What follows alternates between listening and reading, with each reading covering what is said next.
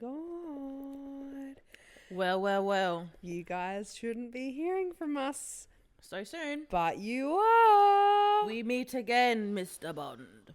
Oh, Welcome to Book Club, everyone. Episode 1. welcome. It's good to be here. Hi, I'm Caitlin, and I strictly read Dragon Smart. Period. Your turn. Oh. What do I read? You're a thriller girly, I feel. Yeah, or a lit fic girly now. Actually, Very much lit fic now. I'll do yours for you. Okay, yeah, please. Hi, I'm Danica, and my skill is finding the best lit fic reads. Stop it right now. Stop it, Ron. Welcome. Hi. Welcome to our new book club episode. Yeah. So we're going to be doing this monthly. Mm-hmm.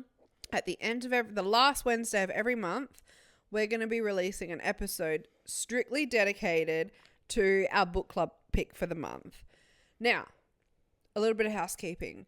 This is spoiler city. So if you have not read the book for the month or you're not part of our book club, which is actually criminal. Mm-hmm. It's criminal across the world. Mm-hmm. Punishment is hanging in Times Square. Guillotine. So be sure to go join us on Fable in our book club. And then like I said, if you haven't read the book, this is not the place for you. It's going to be spoiler city. But if you have read the book, strap the fuck in. Yeah, unless you're like Ingrid, who like will listen to us talk about the book and then like be like, well, I've read it now. That is the other thing. Then this is for you. Yes, if you don't have time to read or you don't read and you don't care to read, so you're happy for us to spoil it for you, this actually counts to your reading goal. Mm-hmm. This is effectively an audiobook. It's a win for everyone. So fucking let's strap in. Let's go. So this month read was The Ledge by Christian White. Our favourite author. Big Man fan. of the Hour. Love. The People's Princess. Forehead kiss. Do you want to give a summary of what the book was about? All right. So, The blurb, if you will. a group of childhood friends are reunited when the remains of their missing friend Aaron are discovered in the forest where they once played as children. This chilling discovery forces them to confront a dark secret from their past, a night they will never forget. 25 years ago, in 1999, 4 friends, Justin, Aaron, Chen, and Leeson, were inseparable, spending their days exploring the woods and the abandoned quarry near their hometown. However, one night, Aaron ran away from home, leading his friends on a dangerous journey into the heart of the forest. The events of that night would forever change their lives, leaving them scarred and haunted by guilt. In the present day, the discovery of Aaron's remains sends shockwaves through the community, but for Justin, Chen, and Leeson, it's a terrifying reminder of their long-buried secret. As the police investigation intensifies, they are forced to confront the past and the lies they've been living with for decades. As the story unfolds, we delve into the lives of these 4 friends, exploring their relationships, their secrets, and the tragic events that led to their friends' disappearance. The Ledge is a suspenseful and gripping thriller that will keep you guessing until the very end. With its intricate plot, unforgettable characters, and shocking twists, it's a must-read for fans of psychological thrillers. And you know what? I concur with that. Fucking hear. Christian White. Yeah, let's talk about him for a minute and his writing style, because with some authors, particularly thriller ones, like you feel that kind of like that they're very formulaic with how they write. Yeah. Like same kind of vibe, different font. Mm-hmm. There is a different vibe and like different characters, different like themes in every single one of his books, and I don't know how he isn't running out of ideas, because every time I'm not clocking it, and every time I am bamboozled. And this is one thing that I love about Christian. So I would say it wasn't last year, it was the year before. We went to a Christian White talk at some fucking random council hall in the eastern suburbs, and he was talking about how he writes his stories, and what he does is he picks something that is a topic that he's really, really, really interested in. So at the time, writing one of his books, he was really interested in that like religion that was obsessed with snakes. Yeah. And the satanic rituals and all of that. And so that was like the key plot line or what he built his plot around, and then he obviously like weaves the thriller in around that. And I think that's why his books are so good, because the thriller or the crime or whatever it is, that isn't the center point of the story. I feel it's the rest of the storyline that comes in that is the most important piece. And so for me as a reader, I'm reading it and I forget that I'm reading a thriller or that there's a crime that's taken place, and then it happens and I'm like taken off guard. That's how I feel. Yeah. In the author's note, he says that he wrote this book a little bit differently. How you said that like he usually has like a theme and then he works around it. Let me just read this bit. While you're here, I'd like to tell you a little bit about the inspiration behind this book, but first, a confession. When I'm writing a novel, I usually have no idea what it's about. None. I know what happens, I understand the characters, and the twists are pretty fleshed out in my head, but I don't understand what the story is actually about until the manuscript is finished. I'm too lazy to consider the themes and meaning while I'm working. I let that stuff bubble up naturally. I'm less a writer and more a courier, delivering a package from the back of my mind to the front to your eyeballs without getting a really good look at what's inside. But with The Ledge, things were a little different. This is the most personal book I've ever written, and it's not just because the protagonist is an author in his 40s who writes thrillers. The writing process was more organic this time around. I felt like I was finding a story that was already there rather than making one up, and I actually knew what I wanted it to be about this time. A crime thriller about the inevitable death of childhood. And I found that really interesting. I only really got into reading, like I loved reading as a kid. Only really got back into reading as an adult, maybe like somewhere around COVID. And one of the first books that I picked up that like hooked me and I was like, I am obsessed with reading again, was The Nowhere Child by Christian White. I was thinking about this morning. I do not remember why I bought that book. I don't know if it was because at the time the book club you were in was reading it. Yeah, I think. Right. Okay. Because I was like, I don't know why I picked this up. And I bought like the physical copy. I reckon that was our very first book club pick. Right. Okay. Yeah. This book is the reason why I'm back obsessed with reading. And I think The Nowhere Child is my favorite book of his. The Wife and the Widow, absolutely fantastic. The Wild Place was fantastic. He also wrote the screenplay for the Netflix series Clickbait, which I loved. And I didn't realize he'd done that until we'd seen him at the author talks. But all in all, he's such a phenomenal writer. Yeah, all of his books that he's released have been on par for me. Like, they're all 5-star reads. What I found really interesting about this too, I love reading author's notes. I know not a lot of people read them, or like some people like you end the story and then that's it. But I love like finding out. That's interesting. Yeah, I like intentionally read it. The acknowledgements one can get fucked. I don't care who you want to thank, but like author's note, yeah. We having a yarn, absolutely.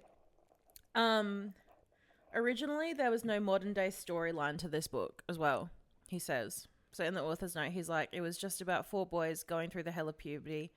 And it was a love letter to 2 of the greatest books of all time, William Golding's Lord of the Flies and Stephen King's It. Okay, and I feel like he weaves that kind of vibe of both of those books into this one so well. Like, I feel like the setting and like all of that is very much like, it gives the same vibe as It. Yeah. And then like the characters and like the relationships that they have with one another, and like towards the end, we'll get into that a little bit later, but like how it all kind of like pans out, and how Chen and Leeson just kind of sit and watch all of this unfold and they do nothing about it. That's very Lord of the Flies. I haven't read Lord of the Flies, but I get the vibe because I've seen the Simpsons episode. So yeah, I know what's going on. Yeah. But yeah, should we get stuck into it? Yeah. So the book opens where there's a newspaper headline basically saying like human remains discovered. And they're discovered in a forest near the small town of West Haven, which is where the main character is from. Like the person, this is written in first person. Yes, it's written in first person. And so that person is from West Haven. And they read the paper, and it's talking about how it's triggering a police investigation into the disappearance of a child from like 20, 25 years ago prior. And you're hearing like the inner dialogue of this person. It's kind of like, this is digging up my childhood and my secrets and all of that. And then in chapter 1, there was a section that I want to point out, and we'll come back to this later, but I'm going to read it out now, where he digs out an old floppy disk out of his storage, and he's talking about how it holds the diary of a teenage boy on it. And this is significant to the story. And this is a quote from the book. While I waited for the computer to boot up, I turned the disc over in my hands. On the label was the little alien I'd drawn 25 years ago with big almond-shaped eyes. It was flashing the peace sign. Above that, Screaming. in neat block letters, it read, Justin Smith, 9F, Computer Studies. The computer studies part was a cover-up to throw people off the scent if they stumbled upon it. In reality, this floppy disk was a recording of my sins. So you read that. You read this. We automatically we're reading from the point of view of Justin Smith. Yeah. Cool. Locked in. Yeah. And then the book flashes between now and the then, which is the diary entries of Justin Smith. Mm-hmm. Where both parties, we're Justin Smith. We're whole. Sick. Yeah. So that's the mindset we're in from the get-go. Yeah. Then there's a lot of back and forth, but essentially he ends up deciding, I'm going back to West Haven. He's now an author. Yep. He has a child with his ex-partner. Yep. They're separated. She's got a new partner. He's like, kid, you're going to mum's house. Yep. I got to go to West Haven. Yep. Haven't been there in 25 years. Yep. I got to go back. Shit's going down. So he goes back, and he doesn't immediately reconnect, but he's kind of in touch with Chen, communicating a little bit with Leeson, and they were part of the group. So again, there's no mention of Aaron. No. Aaron, as far as we're aware, Aaron's... At the beginning, when the remains are found and you're like, okay, yep, this is Justin's point of view. You're like, okay, Aaron's dead. Yeah. Aaron's remains are the ones that they found. Yeah. And all three of the boys, now men. Yeah. Justin, Chen, and Leeson, they're all involved somehow. Yeah, my initial thought is they've somehow... Even if they didn't kill their friend, I didn't think that they'd killed Aaron. I thought something had gone They wrong. They covered something up, though. Yeah, I thought it was an accident. Something... Because I felt if they had killed him, that's too obvious. Yeah. Yeah. So I'm something's happened. It's an accident. They've covered it up. And now it's all kind of being dug up. And they're all freaking the fuck out because they think that it's going to be seen to be something that it's not. So then... So... Chen and Leeson have stayed in West Haven this whole time. Yeah, they haven't left. Chen's now, I think he's married with his partner. I think so. Yeah. So he's got a husband. Leeson is a police officer now. But he married this girl that was super hot and popular in school. But then she's that girl that her prime was at school. Yeah. And then she flopped afterwards. And he kind of became an alcoholic. Yeah, he's a bit there. Anyway, so we're jumping between narratives between present day where main POV is going to back to West Haven, reconnecting with people, trying to get intel on do they know it's Aaron? Yeah. And do they know that we're involved as well? Is my life going to get turned upside down, or is it gonna be smooth sailing? Motherfuckers snooping around. Yeah. And then the diary entries are retelling, let's say it's 2 weeks or something, a span of time where... In 1999. In 1999, where whatever happened is going to be uncovered at the end. So it kicks off where Aaron runs away from home, and all the boys, every morning they would meet up on their bikes at one spot and they'd ride to school together. Aaron doesn't show up. They're like, what the fuck? Where's Aaron? They go to school, whatever. They come home. And Justin like goes to Aaron's house because he's like, where the fuck? Like, this is not normal. Where's Aaron? I miss Aaron. Justin and Aaron are like BFFs. Yep. Chen and Leeson are like BFFs. Yep. Goes to Aaron's house. His sister Benita is like sitting out the front. She's a little bit older. She's cool as fuck. She like smokes cigarettes.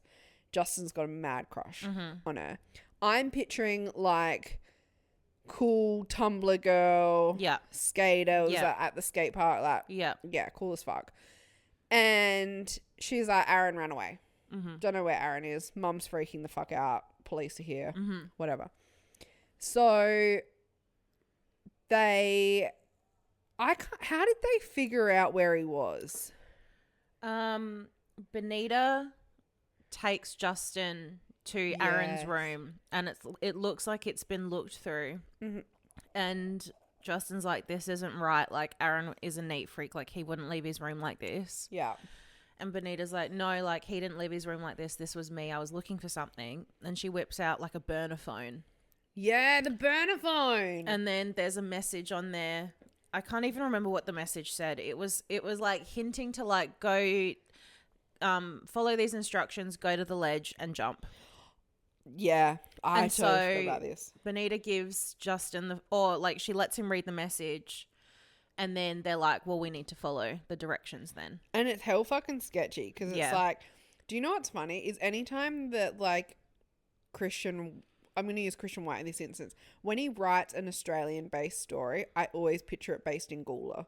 Yeah, very much giving Gula. Yeah. Yeah. Yeah. Right? So Jumping off train tracks. no, like literally Waiting for the train to pass. this is so niche, it's only going to make sense to a small audience. But so the whole like to get there, they had to go to the train station, jump off the tracks, walk down the train lines, and then however far down there was like a rock with a marking on it, and then they'd like hike up this hill to the ledge.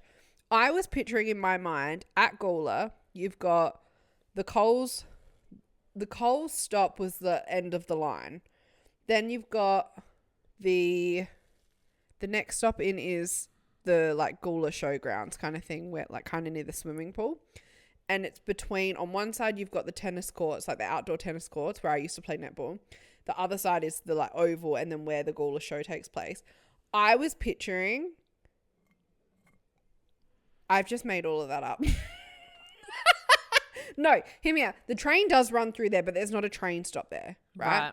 But I was picturing that little stretch there between the showgrounds and the netball courts, that's where this was all taking place. Yeah, right. So they go up to the ledge. I'm picturing, because they're talking about having to like scale a wall. I'm thinking like Blue Mountains type shit. I am picturing they're like full rock climbing. Yeah. And I'm like, I don't know how they're doing this. Like if I got this burner phone and they're like, you have to scale this, I think it's just steep. I'm going home. Like, Yeah, I can't do it. It's just steep.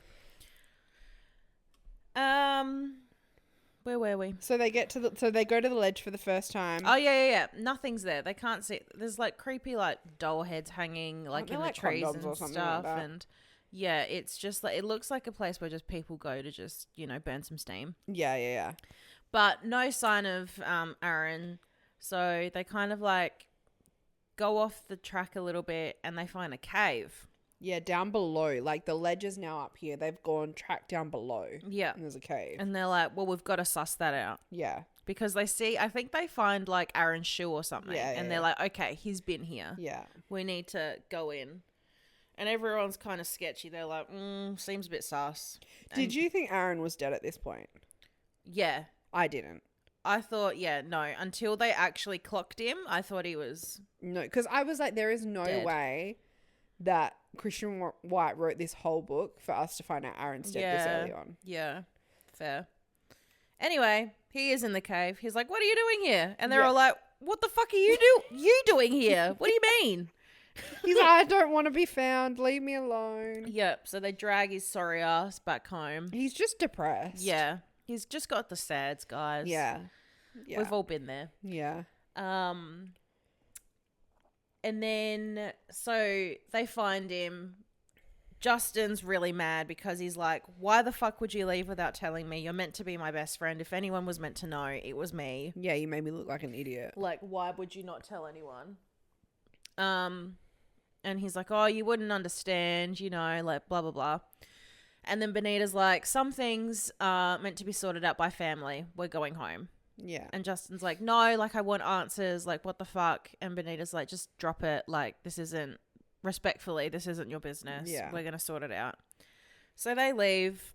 And then Justin remembers that Benita didn't ask for Aaron's burner phone back. And it's still in his like backpack or his pocket or something. And so he tries to get in contact with the number that sent Aaron the details about the ledge because he wants to know who tried to make Aaron jump. Mm-hmm. So that's the next part of the book. So then at the same time that like we're exploring this part, when Aaron goes home, he's like regressing as a kid. He's like gone back to playing like with his like his toys. action figurines and stuff. Yeah. And so there's something going on with Aaron. But yeah, so then the next piece is that Justin like is fucking texting and calling the burner phone. Yeah. And then he manages to he goes to call it, but there's no reception. And he has an older brother, Scott, and Scott's like, I know where we're going to get reception from. One suburb over. We're going to go one suburb over. Mm-hmm. And Justin's like, how the fuck do you know this? And Scott's like, I'm fucking this girl. I have a girlfriend. Bussing this girl. Mm-hmm. This is where I call her from. Mm-hmm. Crazy. But you got to go a suburb to get reception. What an age we live in. What an age we live in. And so Scott like drives him. Justin like contacts the burner phone. The burner phone person agrees to meet up. The person on the other side of his burner phone blew my mind. This little Mormon girl. The most Mormon religious girl you've ever seen. Mormon. Aaron's girlfriend. Yeah. They are dating. Aaron's got the sads. He's like said stuff about his stepdad to her or about his family life to her. And he's like, I'm going to end it all. And she's like, bet. She's like, here's what. Do I know a place for you? Crazy. And yeah. Wasn't her whole thing like, I knew he wouldn't do it. This was a test. That was a very brave assumption to make. Do you know what it made me think about? Do you remember that American woman? Oh, yeah. And she kept texting her boyfriend to kill himself. Yeah. I was like. And she's like, oh, didn't think you'd actually do it. Yeah. I was like, this is her. This crazy. This is her. Yeah. So yeah, they meet up in like a fucking parking lot and she's like full Mormon whatever. And then it's interesting because when we're reading this in the like today part of the storyline, the main character's talking about how like after everything happened, the big night happened or like whatever, he dated Mormon girl Faye for quite a while. Yeah. And then split up with her and left to go to thingy.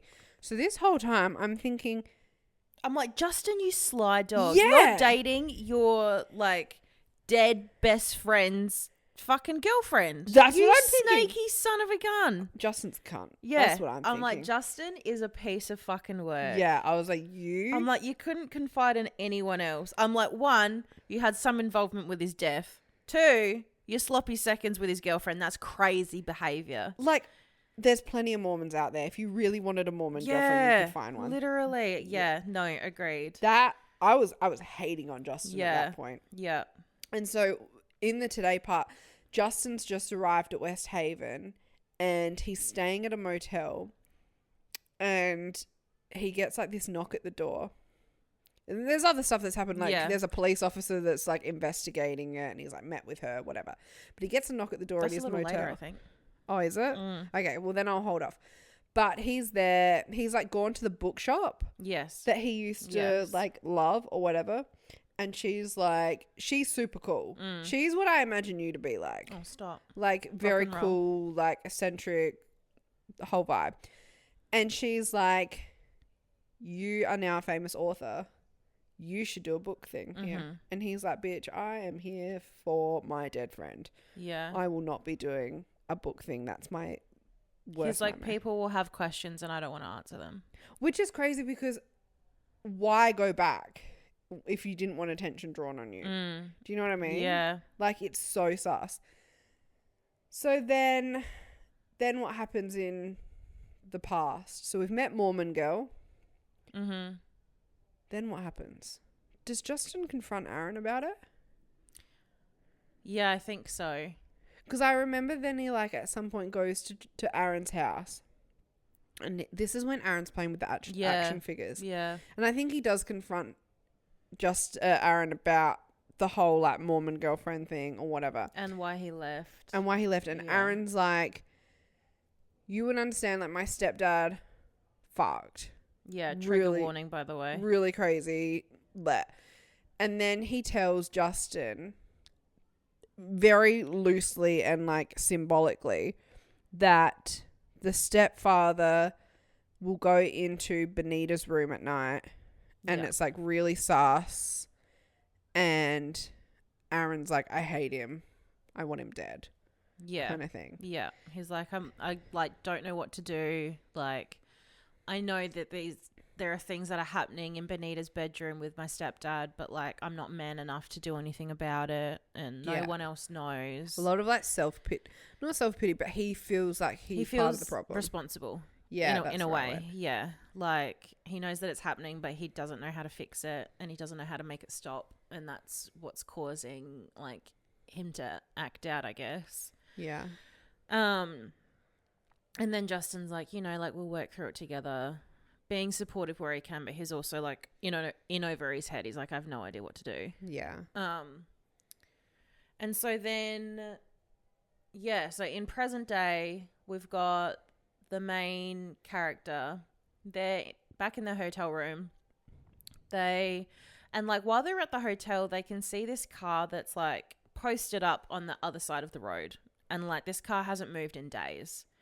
And, like, it's kind of alluded to that they know the owner of the car, but they haven't really, like, seen the owner around. And so Justin gets a knock on his door and he opens the door, punch straight in the face. Full wham! Yeah. And then the funniest so part funny is, like, then you find out that do you find out straight away? Because the person self-reports himself. Yeah. So it's Scott punches him in the head. And Scott is Justin's brother. So as the reader, you're like, okay, well, what the fuck is what is going on between Justin and Scott? Yeah. For Scott to now come in, like, they were really close when they were younger. Why is Scott coming in and punching? My assumption was that Scott was pissed off that Justin had left. Yeah. And hadn't been back and just abandoned the family. Yeah. And that Scott was like, how fucking dare you only come back now? Like, and actually, not tell anyone. Yeah, and, like, fuck off. You Yeah. weren't here when, like, there was heaps of family stuff going on. Fuck off. But then Scott goes and self-reports himself to the police anyway. Yeah. And so there's this female investigator who's come into West Haven specifically to investigate what the hell's going on with these human remains. Yeah. And she's, like, all up in everyone's grill. I picture her to be, Melissa McCarthy in Bridesmaids, I think it is. Yeah. Where she's, like, the outfit on the plane.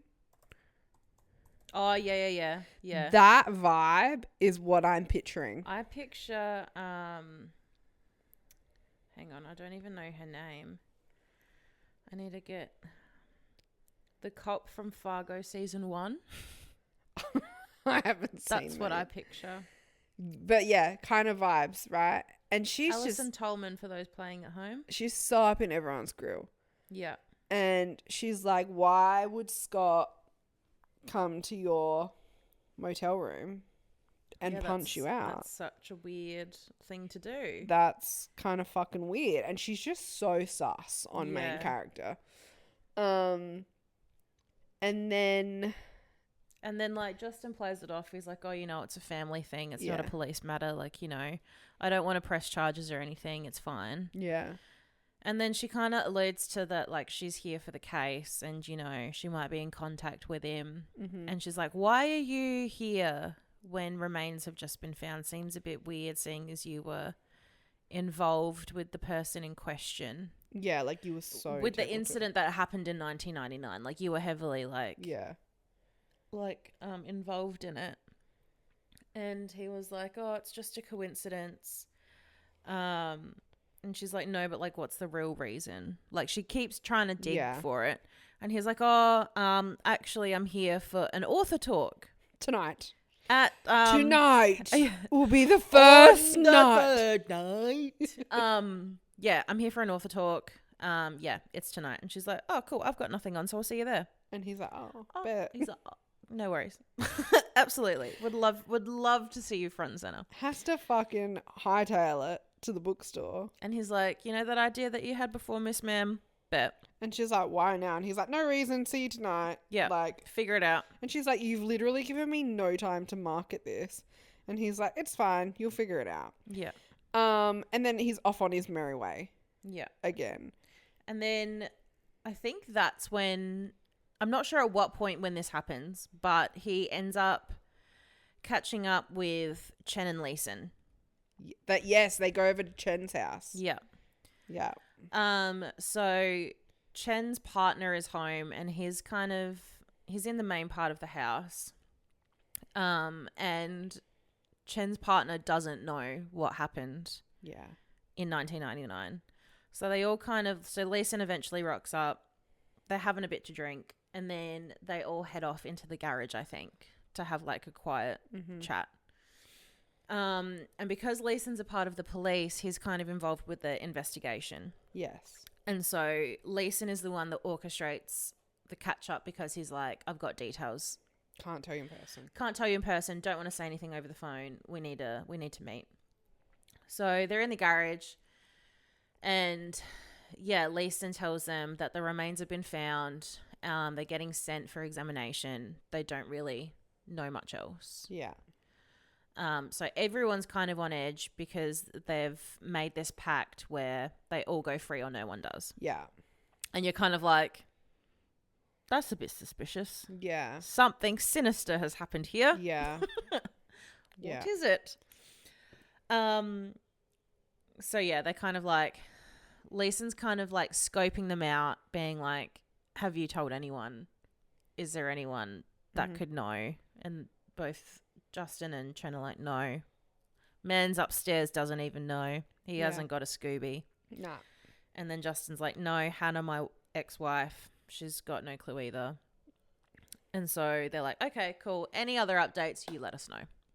Yeah, and meanwhile, in the past, in the little diary notes of fucking Justin.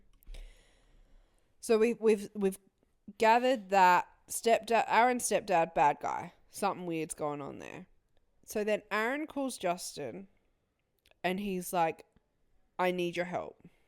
I need you to drop everything.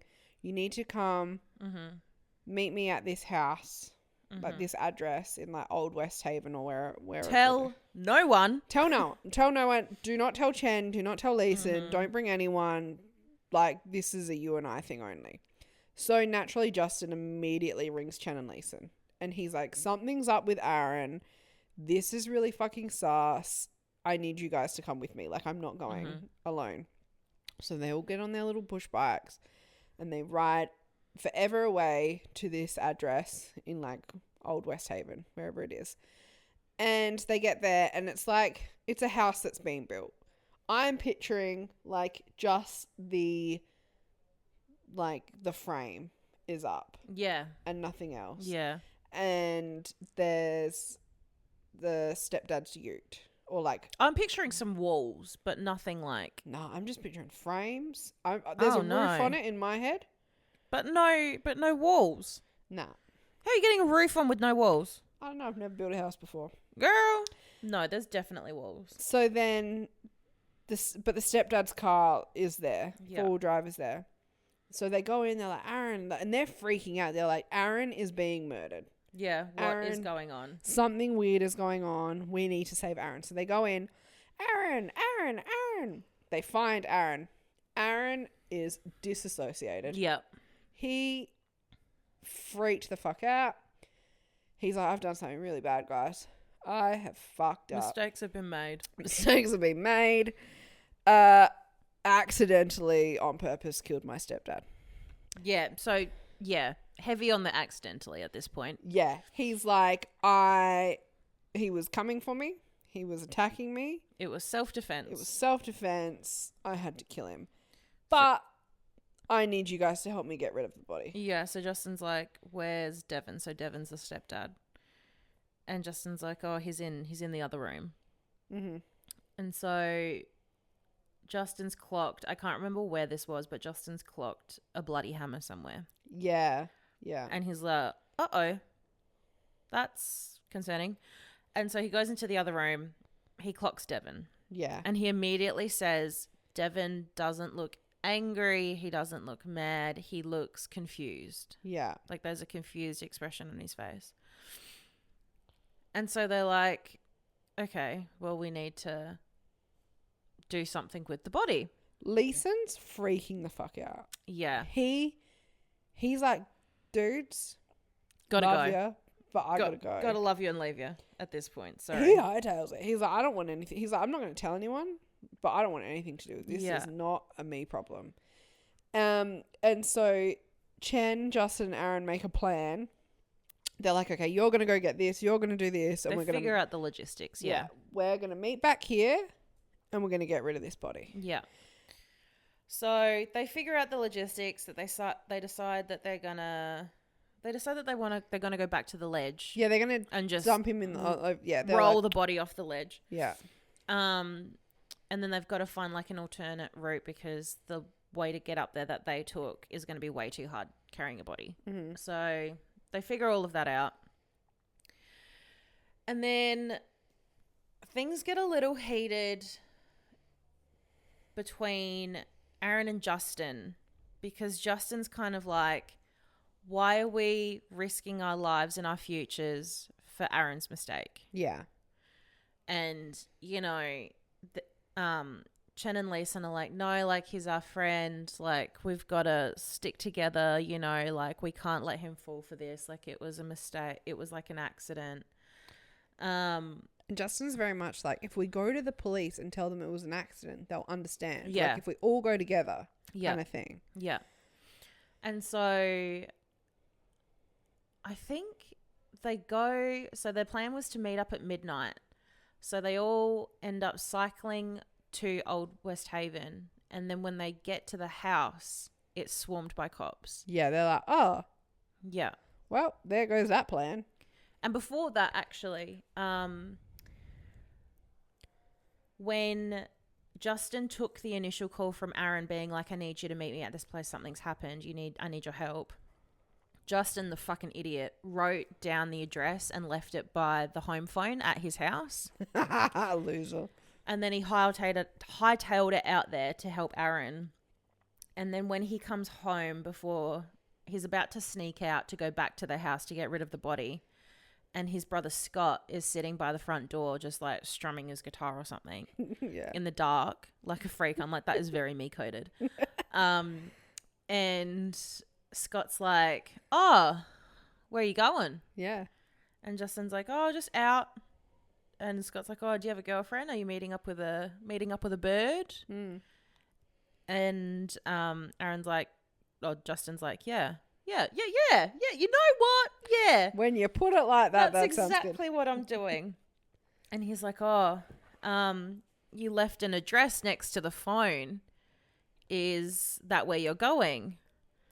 And Justin's like, no further questions, Your Honor. He's like, I need you to be a brother. And then he just fucks off out of there.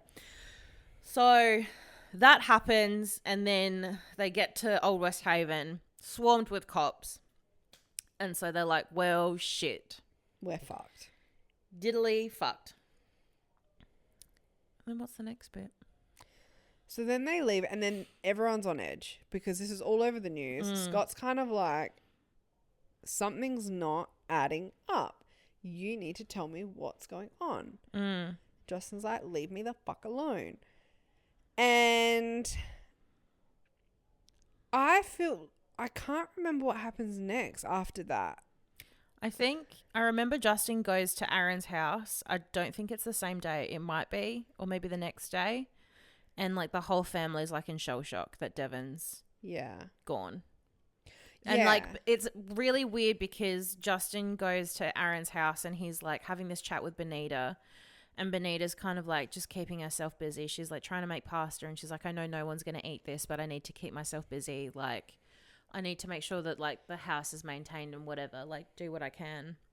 And she's like talking about Devon and she was like, he kept the house in like order. Like if it wasn't for him, we wouldn't be where we are. Like he was essentially like he was the greatest. Like he was the best dad ever.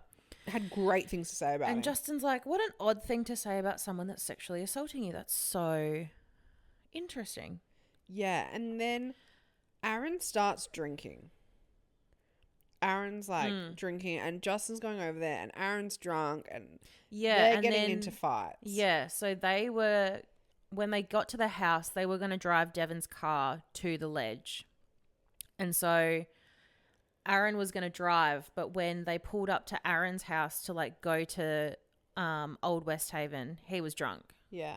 And so everyone's like, what the fuck? Like you're not going to drive drunk, like with a dead body in the back. That's fucking crazy. Yeah. And so Leeson was like, I'll drive, but then that didn't end up happening. Yeah. And then a couple of days go past and Justin's starting to be like, because this is where the pact comes in, where they're like, we all go free or no one does. Yeah, they go back to the ledge. They do a little blood pact. They're like, no one can know that we were involved. Yeah, we have to bury We don't this. tell anyone. This is our secret. Yeah, we all go free or no one does. And so then moving back to like current day, so the book event happens. And around the same time, the main character is like calls, what's her face? Hannah. Calls his ex-wife. Yeah. Calls the ex-wife being really weird. Yeah. Really erratic. Seems like he's saying goodbye. Yeah. It's opening up a little bit, but not enough. Super vulnerable, being like, I'm so sorry for like everything I did. Like I should have treated you better. And it's like the closure that she'd wanted this whole time, but she's like, why it's now? so close. Yeah. And she's like, just tell me what happened. And he's like, I can't. And like, she's like, don't close up again when you're so close to being open with me. Like, she's essentially like, if you tell me like we can give this another go, I just need you to be honest with me and like tell me why you weren't present in our marriage and like where you were mentally during that time. And then the book thing happens. So he goes to the book event and he's like not there. Like he's there, but he's he meets up with Hannah. Hannah comes to I West thought Haven that happened first. after. No, yeah. So Hannah comes to West Haven after the phone call with the main character. And she's like, you sounded crazy on the phone. Like, you sounded like you were going to do something rash. Like, talk to me. Like, tell me what the fuck is going on with you right now.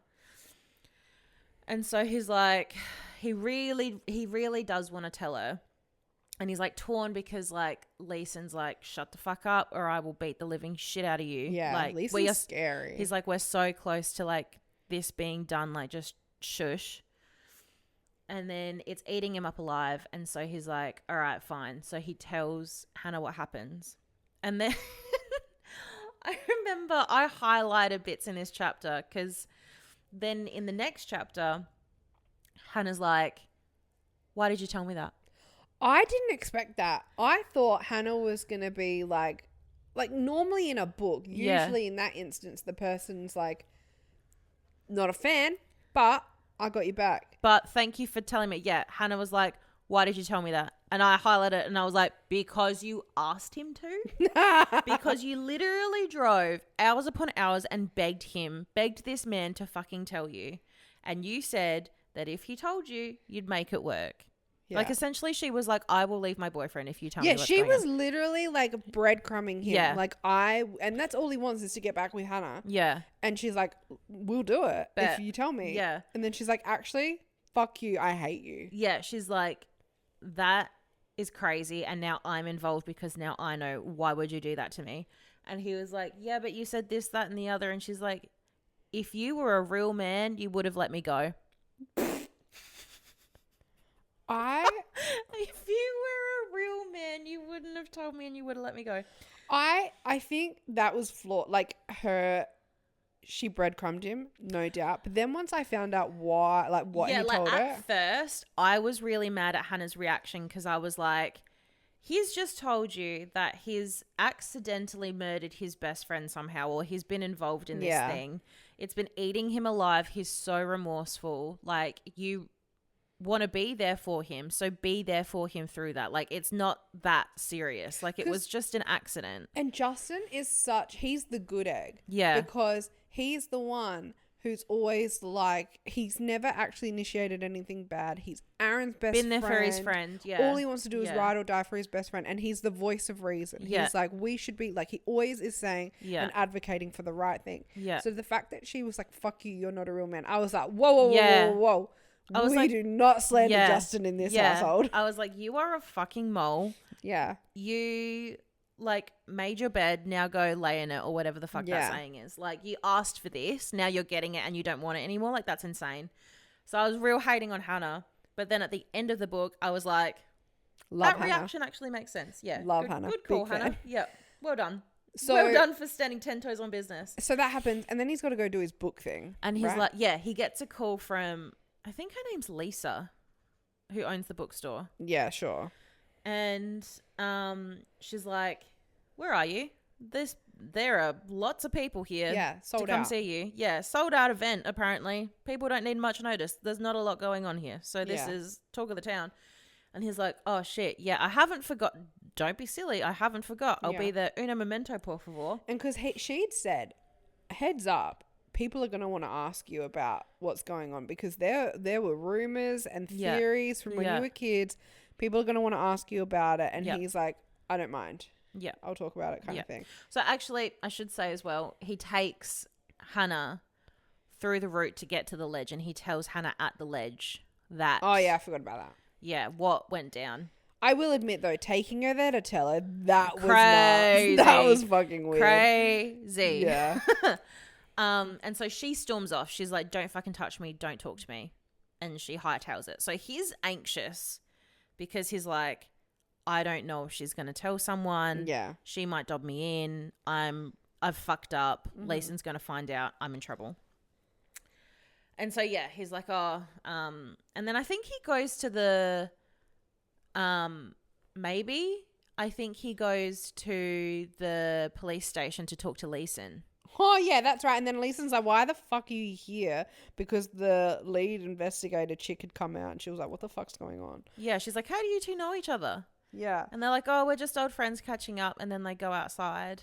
And then, like, he rattles him a bit. Yeah, and then Leeson ends up taking him to his house, which is in Old West Haven. And Justin's like, how the fuck can you live so close to where everything that happened with the stepdad happened? Like, I think, wasn't there like a park or something on where the house was? Yeah. And then there was like a whole thing at the house, but I can't really remember. It was more of Leeson being like, if you tell anyone, I'll beat them the fuck up. Yeah. Kill you. Yeah. I will do anything to protect myself. Yeah. Yeah. Then the book thing happens. And so he finally makes it to the book event. Front and center is the lead investigator. She's like, yoo-hoo! Hey. Yoo-hoo! Yeah. He's sketching out and he's kind of like pulled himself together and he's answering questions. But then people start asking him questions about what happened with Aaron. Yeah. Like back in 1999, and he's like, he can't cope. He can't fucking cope. And then he just storms out. Yeah. He like has a full blown. He sees Hannah enter the bookstore and she hightails it out again. And so he follows because like everyone's like, yeah, the lady that owns the bookshop, she's the one kind of leading the author talk, and she's really not letting go with these questions. Yeah. She's like, what was your involvement? Like, what really happened in February 1999? Like, we need to know. Like, don't you think us as a community, we deserve to have some answers after 25 years. Yeah.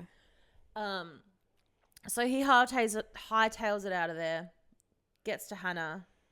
Hannah's like, I will keep your secret, but you need to never speak to me ever again. Yeah. And so then what happens after that? I can't Then even I'm pretty remember. sure he goes to Benita's. And So this is then- the crazy part of the story. So this is when, this is chapter 28 for those following along. yeah. He goes to Benita's house. Yeah. And she's got 2 kids. And she's like, get in your room. I have Yeah. shit to talk about with this man. So they're chit-chatting. He's like freaking out or whatever. And Benita turns around and she's like, I already know. And he's like, what do you mean? Yeah. And she goes, and I've got the quotes here. She's like, I figured it out a long time ago. She said, it took me a while to understand it. And there are still parts I don't. It took me longer to come to terms with it. And then he goes, like, this is internal dialogue. I had expected Benita to call me a monster. I'd never felt love like this before. I was like, Justin, doll, let her go. Yeah. Like, stop. You dated your dead best mate's ex-girlfriend, right? As soon as he died, you dated her. Now you're trying to hook up with his sister? Not the time or the place. Let's move on. Yeah. And then it goes, Benita was crying as well. And she goes, because it's my job to forgive you, Aaron. What are sisters for? Now, when I first read that, I didn't read the word Aaron. I just read, because it's my job to forgive you, she said. What are sisters for? And I was like, Justin and Aaron are brothers? That would have been a cool plot twist, actually. I was like, what do you fucking mean? I was like, that is crazy. Yeah. That was not the plot twist. The plot twist. So stupid. The plot twist was that this whole time in present day, the main character, the point of view of the whole story, is from fucking Aaron, not Justin. Aaron. Fuck Aaron. Man. Aaron. Immediate rage. I was like, once I clocked on, I was like, what? Because I like Justin. Justin was like this nice person because of what was in his diary, right? But Aaron. It was like, it was redeemable. Like, I was like, okay, you've done something naughty, but you've got a lot of good to make up for it. You know what I mean? Aaron's a weasel. Was a rat, right? The whole stepdad thing. Yeah. And then it was around this time, or maybe a bit earlier, where we realized that the stepdad shit wasn't with Benita. It was happening to Aaron. Yeah. So there's a point where Aaron gets drunk. It's after they find the cops swarmed the house. And he's like, yeah, it wasn't Benita's room that he was sneaking into. It was mine. Yeah. And that was Which like is- sad. That's huge too. That Yeah. was sad. But then, so after we find out that Justin is Aaron, then it goes to like the past, the diary entries. And so Justin's like advocating. He's like, I am going to the police. Like, I can't do this. This is too much. Yeah, it's after he finds out that Aaron's the one that's been sexually assaulted. He's like, okay, this is... Like, you're not going to get in trouble. Like, yeah. This is a way out. Like... This was self-defense. That's what you told me. Yeah. There's a way out. If we all go in, you've got less chance of like getting in trouble. I can't do this. I'm telling you. So Justin calls Aaron one night and he's like, we need to talk in person. Like we can't just meet me tomorrow at the ledge. Let's chat. So they agree to meet in person. After Justin speaks to Aaron, Aaron gets a call from Chen and Leeson and they're like, Justin's running his mouth. Justin is on edge. Yeah. He plans to go to the police and tell what happened with your stepdad. Because Justin's trying to get like Leeson and Chen on board. So he like sneaks into Chen's house and they're both like playing Super Mario Brothers or something. And he's like, we need to come clean. Yeah. And they're both like, you know, they are so passive throughout this whole thing. They just go with majority rules. Us. Yeah. Yeah. Yeah. We're like, well, I mean, yeah, okay. So they're like, yeah, okay. You know what? You raise a good point. And so Justin leaves. And then, yeah, that's when they call Aaron being a narc and being like, Justin's going to blow our cover, man. Yeah. Shit This is the equivalent. going down. This is the equivalent of Heather being told by Angie that Lisa's a bad parent because she lets her kids play video games till 3 a.m.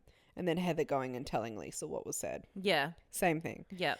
So Aaron's spiraling. He's drinking a lot at this point because of everything that's going on. And I think the stress and the pressure of it all. They're 16 at this point, by the way. Yeah. Like they're 16. tiny children. Yeah. Next morning, Aaron's hungover to shit. Yeah. He goes to the ledge and he arrives first before Justin does. Justin arrives with Chen and Leeson and they're all at the ledge. Whatever. And Justin's like, dude, we got to go to the police. He's on it. He's like, he's got his case. He's like, we got to go to the police. Like, I'm not doing this. And Aaron pulls the whole, you guys are my family. Like, no, we're all in this together. We're all, we're all free or no one is. And Justin's like, no, we're not family. We're kids. We're friends. We're not equipped to deal with this. Yeah. Again, the moral high ground because Justin's legendary. Anyway, Justin's like, this is bullshit. I'm going home. I'm going to be telling my parents, my brother, and the police everything. And Aaron's like, if you do that, I'm going to tell everyone that it was your idea. You planned the whole thing. Like, you were the distraction while I hit him. I'm pinpointing this on you. We did it together. Yeah. And Justin's like, what the fuck? Anyway, so then all of a sudden, Aaron's like inching towards Justin. And he's like, Justin, I'm really sorry. Like, just know that much. Justin's like, what the fuck? Like, he's like, I know as. Like, thinking like he's sorry for the stepdad thing. Aaron's like, no, I mean, I'm sorry, I can't let you go. And I went, yeah. Oh my God. I was like, he's going to push him. Yeah. He is going to push him over the ledge. That's fucked up. That's your best friend. Yeah. Anyway, so Justin's like super confused at first. And then he sees a pocket knife. He clocks the knife in Aaron's hand. The same one that they'd used to cut their palms to perform the blood oath. Imagine. That's fucked up. And then he kind of realizes. And that's when Aaron stabs Justin in the stomach. And I think at one point, Justin's like, I have a diary with journal entries at home. Yeah. If I don't come home.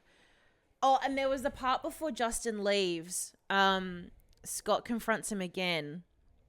And he's like, where are you off to now? And essentially Justin's like, look, I need you to be a big brother. Like, I'll tell you everything once I get home. I just need to do this one thing first. Yeah. And Scott's like, yep, no worries. I'll be waiting for you. And like, they kind of say like, I love you. Oh, that's so sad. And so on the ledge, Justin's like, I have these journal entries on my computer at home. If I don't get back home, Scott's going to come looking for me. Like, he'll know who to look for. And then... Yeah, Aaron like stabby stab. Full like stabs him in the stomach. And Justin's like, oh. Okay. And then he's like, sorry, my dude. And then pushes him off the ledge as the prophecy foretold. And Justin dies. And Chen and Leeson are just standing there watching this whole thing go down. They wet blankets. Truly. Also, grow me a in pair. that situation though. Grow a fucking pair. Really? You wouldn't do anything? I don't know.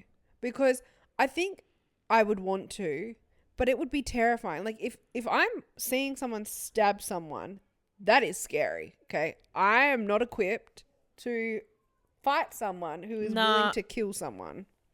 This fist is. Well, you've got to be with me at all times then for protection. Yeah, shocked. Like, I wasn't so much shocked about wild Aaron killing Justin as I was about Justin being Aaron in terms of like that was fucking crazy. I did not see that coming. I honestly thought what would have happened was they were like fucking around on the ledge. Something happened. Maybe there was some fisticuffs and it was an accident. Yeah. Kind of like the middle of the night with Riley Sager where what happened was an accident. Yeah. I honestly thought that it was going to be that and not that Aaron was an absolute psycho. You know what I thought? During the book, I thought, now this is how fucked up my brain is. I thought that Aaron was the one sexually assaulting his sister Benita, and then Devin caught onto it and he confronted him about it, and he didn't want the truth coming out, so he killed Devin. I like that. That's what I fucking Pitch thought. that to Christian. That's White. crazy. I was Yeah. like, way off. Way fucked up and way off. You went too ham on Yeah, the story. I went, too batshit balls to the wall crazy. Yeah. Dude, and then what happened? Nothing happens in real life. He just like kind of gets away with it. Yeah, so the bones are sent off for examination. They come back as like inconclusive. Like they can't really tell what happened. There's no reason for them to assume that it's foul play was involved. And so it's kind of like there's no evidence. They can't do anything about it. It's just kind of shoved under the rug. And this goes back to the fact like it was never about like the crime in the sense of like the justice system. It was about the friendship and what it did to the friendship. Yeah. And that's why their focus was more on like the impact it had. Like the fact that like Scott was like, fuck you, get out of my town. Yeah. Like don't come back. Leeson and Chen said to Aaron when he was like towards the end, he was like, listen, your secret, like we'll never tell anyone, but you can't come back. Like we're done. So when they find out that like it's all done and dusted, Chen drives Aaron now, Yeah. who we thought was Justin, back to his car, and he's like, respectfully, don't come back. Yeah. Like this is done now. I can't see you and move on with my life because you keep bringing back memories of what happened. So it needs to be done. And he's like, yeah, bet. And then so he gets to his car and he's left his car in front of Scott's house. Yeah. And so he goes into Scott's house and Scott lets him in. And like the house is like empty bar, like some family photos. And Scott's like, it's just crazy that I've gone 25 years. I put my life on hold. I've stayed in West Haven because I wanted to be here in case news came out and like I could finally find out what happened to my brother. I just like want to know what happened. And so Aaron tells him what happened, and then Scott calls the police on him, and that's the end of the story. Oh yeah, and then he's just out the front waiting for the police to come get him. Yeah, he's He, like gives up. yeah, he calls the police, and Aaron's like, oh, if you don't mind, I'll wait for them out the front. Oh, at least he was polite. I just fuck Aaron. Justin Aaron's deserved better. a piece of shit. What a piece of shit. And like you've put questions in our show notes. So one of them is like, do you think Aaron's behavior is justified by his experiences? No. No. The stepdad thing I could probably sympathize with a little bit more. Yeah, it's right? like the Menendez brothers case. Yeah, I could sympathize with the stepdad scenario, but killing Justin, nah, that's like you are tapped at that point. Yeah, you are. Yeah, there's no going back. You are full psycho murderer. One of the few people that knew your story, that knew what you were going through, that backed you through it the whole entire time, was there from you from day one, and you see you later. Are you kidding? Yeah. Are you kidding? That's insane. Because he wants to like be honest and like, you know, you forced them into this. Yeah. Like, do your own dirty work, my dude. That's crazy. Yeah, Aaron rat. Weasel behavior. In terms of calling the plot twist, I did guess that Justin was Aaron, but only like one chapter before. Yeah, right. Like just before, which doesn't really count, but I was like, okay, this isn't Justin. No, I did not see it coming. And that's why, like, going back to what I highlighted at the start of this episode, where in chapter 1, when he pulls out the floppy disk, the exact wording of it, I was kicking myself because at no point did he say that he was Justin. No. Or that it was his floppy disk. No. He just said that on the label was a little alien that I'd drawn 25 years ago. So Aaron drew on the floppy disk, but it wasn't his floppy disk. Exactly. Yeah. And then it said, in reality, this floppy disk was a recording of my sins. Again, he never said it was my floppy disk and that I'm Justin. Justin wrote about what actually happened. Yeah. Christian White, you fucking Gee, little fucking- cheeky little minx. Yeah. What the fuck? Yeah. What the You saucy hell? so-and-so. Yeah. You fucking got me. And like, it's very hard to flip back through pages in a Kindle, but I did it. Like, I had to go back and check that no one actually called him Justin. I was like, there's no way. I was like, no, he's been called his name. Not fucking once. Yeah. Bamboozled. Which is something that I feel like I should have clocked, because in books, they will often say each other's names just to reiterate like, who's talking. Aaron will be like, Han, I'm sorry. Yeah. When he's talking to Hannah. Yeah. You know? Yeah. It's or like Leash, like, what are you talking about? Like, you know? And they do it. And they do it in movies as well. It's to reinforce who the character is. Yeah. Kind of thing. Sneaky. Christian White's out here fucking changing the rules, and I didn't even notice. Literally, he is like a literary magician. No, he's actually the Ed Sheeran of books. Do you remember that guy that was on TV and it was called The Mask, and he was like a magician? No. It'd be on like Channel 7. No. Mask TV. I think it was called The Mask or The Masked Magician or something. And it was horrifying, but he like did the coolest tricks. Oh my God, no. Is it coming up? Yeah, magician with mask. Yeah. Oh my God, he is scary. What the fuck? Why Yeah. That's Christian White. Oh, fuck. And then like, what the last question we've got is like, do you think the four boys' friendship would have lasted if not for the events that happened in February 1999? I think they would have.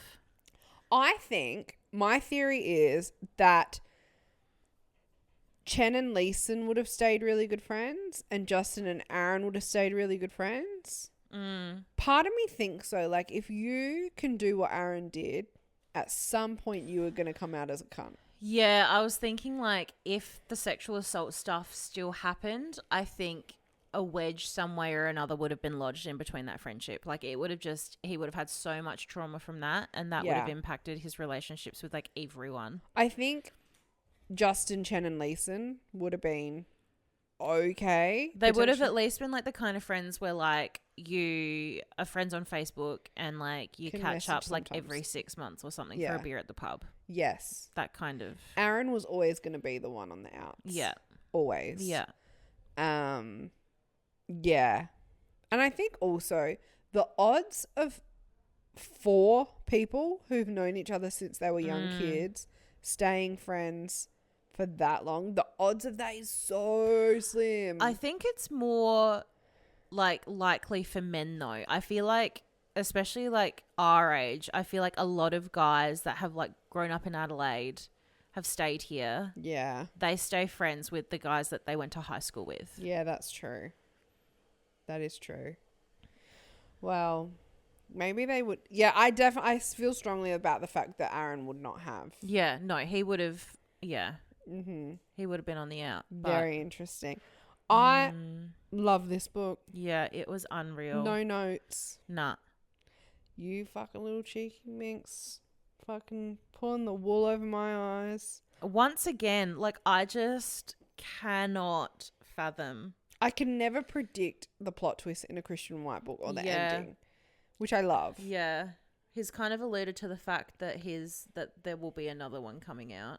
Like not like a continuation on that, but that like he's writing another book. Yeah, good, because I will literally come to Christian White's house and like bark at him until he keeps churning out books. Like you can't stop.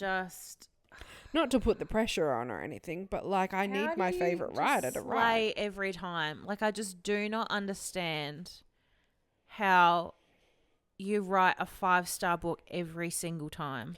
But he's so lovely. And he's so nice. The sweetest, most loveliest author. Not that I've met many authors, but like so nice. And like relatable as well.